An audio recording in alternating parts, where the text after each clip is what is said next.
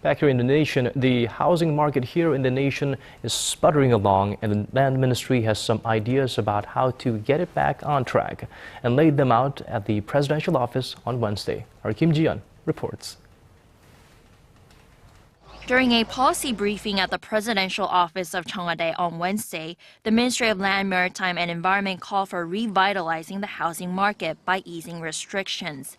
The pitch included a number of measures.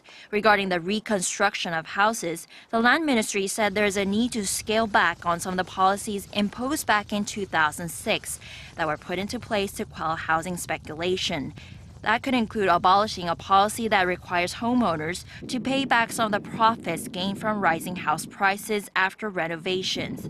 Limiting a household to buying just one house in some areas of the Seoul metropolitan area would also no longer apply.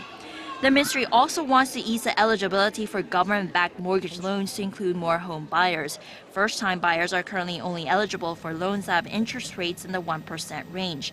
But with the change, those who have not owned a house for 5 years would be eligible as well.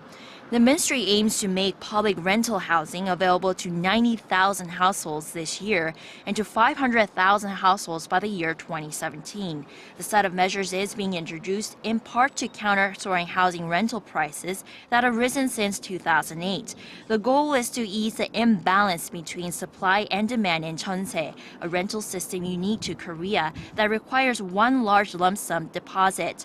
The task of boosting the nation's faltering housing market has been a major issue for economic policymakers, as more than half of Korean households' assets are in real estate. And because of that, many fear that the ailing housing market could have a negative impact on the nation's consumption, which makes up a majority of the nation's gross domestic product.